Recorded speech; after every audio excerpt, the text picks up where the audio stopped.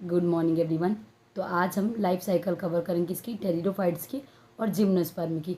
हमने समझा था कि जो आपके स्पोरोफाइट होते हैं वो डिप्लॉइड होते हैं, ठीक है ना, जो कि स्पोर फॉर्म करते हैं, और जो आपकी गेमिटोफाइट होते हैं वो हैप्लॉइड होते हैं, जो कि क्या बनाते हैं, गेमीट। टेरिडोफाइट्स को अपन दो पार्ट में डिवाइड कर देते हैं, होमोस्पोरस और हेट्रोस्पोरस।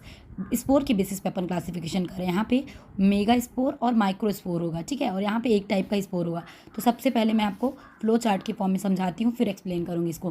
देखो, स्पोरोफाइट हमको पता है कि ये मेन प्लांट बॉडी होती है किसकी, आपकी टेरिडोफाइट्स के अंदर, ठीक है ना, और dominant phase of the life cycle भी स्पोरोफाइट ही होगी यहाँ पे। अब समझो, स्पोरोफाइट हमको पता है स्पोर का फॉर्मेशन करता है। तो सबसे पहले स्पोरोफाइट के अंदर अपन देखते हैं क्या, स्पोरोफाइलस, ये एक प्रकार की क्या होती है, रिप्रोडक्टिव लीव्स होगी, ठीक है ना। और ऐसे स्ट्रक्चर जिसके अंदर स्पोर बनता है उसको अपन क्या बोलते हैं, स्पोरेंजिया।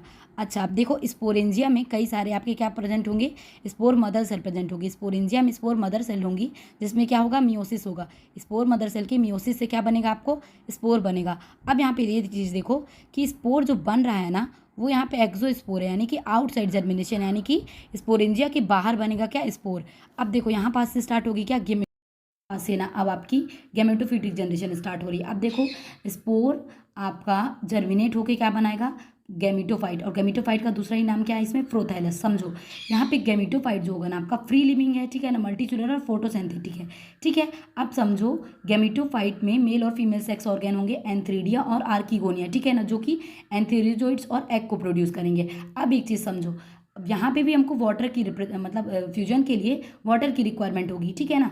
तो एंथीरियोजोइड का जब वाटर में रिलीज होगा और एग से मिलेगा, तो दोनों के फ्यूजन से क्या बन जाएगा आपके फर्टिलाइजेशन के टाइम पे, जाइगोट, और जाइगोट के फॉर्मेशन से फिर क्या बन जाएगा, एम्ब्रियो। अब देखो, जाइगोट से एम्ब्रियो, फिर एम्ब्रियो से आपका स्पोरोफाइट। अब यहाँ पे स्पोरोफाइट ही क्या है, डोमिनेंट फेज है इस पूरे लाइफ साइकिल की। दो क्लासिफिकेशन की उसके इस पर समझाती हूँ। देखो, हमको पता मेन प्लांट बॉडी क्या है, स्पोरोफाइट है, ठीक है ना। ग्रीन होगी फोटोसिंथेटिक, क्योंकि समझो यार इस बात को कि दोनों इंडिपेंडेंट स्टेज है, ठीक है ना। स्पोरोफाइट और गैमेटोफाइट एक दूसरे के ऊपर डिपेंडेंट नहीं है। तो स्पोरोफाइलस क्या होती है, आपकी रिप्रोडक्टिव लीव्स होती हैं, जिसके अंदर आपका स्पोरेंजिया देखने को मिलेगा, और स्पोरेंजिया के अंदर ही हमको पता है कि स्पोर का फॉर्मेशन होता है, म्योसिस। स्पोरेंजिया में म्योसिस होगा, स्पोर बनाएगा, फिर स्पोर में आपका क्या होगा, माइटोसिस होगा। माइटोसिस ऑफ स्पोर आपको क्या दे देगा, गैमेटोफाइट, ठीक है ना। और गैमेटोफाइट भी आपका स्मॉल होगा, फ्री लिविंग होगा। और फिर अब देखो, इस गैमेटोफाइट के अंदर ही, यानी कि ये आर्किगोनिया और एंथ्रीडियम, ये दो स्ट्रक्चर होंगे, male and female sex organ, जिसके अंदर जाइगोट बनेगा, और जाइगोट डबल होकर क्या बना देगा आपका, स्पोरोफाइट, ठीक है। अब देखो, हेट्रोस्पोरस में समझो, हेट्रोस्पोरस में आपको मेगा और माइक्रो, ये दो टाइप के स्पोर देखने को मिलेंगे। कौन लाइक होगा, ग्रीन होगा।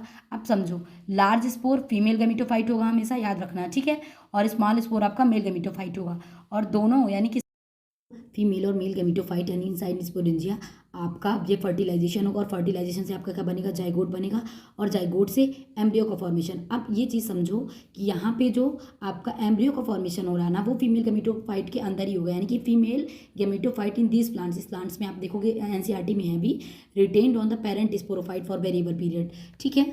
तो अब एक चीज़ देखो कि यहाँ पे डिफरेंट टाइप के स्पोर अपन को देखने को मिले, लार्ज स्पोर और स्मॉल स्पोर। तो large spore always give female gametophyte, और यहाँ पे आपको क्या देखने को मिल रहा है, इंडिपेंडेंट अल्टरनेशन ऑफ जनरेशन, यानी कि स्पोरोफाइट और गैमेटोफाइट एक दूसरे से इंडिपेंडेंट है, ठीक है ना। हेट्रोस्पोरस कंडीशन आपको सेलिजिनेला और साल्विनिया में देखने को मिला। अब ये चीज़ देखो कि हर क्लासिफिकेशन में आपको कुछ स्पेसिफिक चीज़ निकल के आ रही, कि जैसे ब्रायोफाइट्स में आपने क्या देखा था कि वहाँ पे स्पोरोफाइट गैमेटोफाइट के ऊपर डिपेंडेंट था, ठीक है ना। यहाँ पे क्या देखते हो कि दोनों स्टेज एक दूसरे के इंडिपेंडेंट फ्री लिविंग है, और जिम्नोस्पर्म में क्या देखोगे कि दोनों स्टेज इंडिपेंडेंट फ्री लिविंग नहीं है, रिटेन्ड ऑन स्पोरोफाइट। तो इसी तरह अब जिम्नोस्पर्म का मैं नेक्स्ट वीडियो में सेपरेटली कवर करूँगी, थोड़ा एडवांस हो जाता है, वहाँ पे माइक्रोस्पोर और मेगास्पोर वाला कॉन्सेप्ट आ जाता है। तो मिलते हैं आप नेक्स्ट वीडियो में।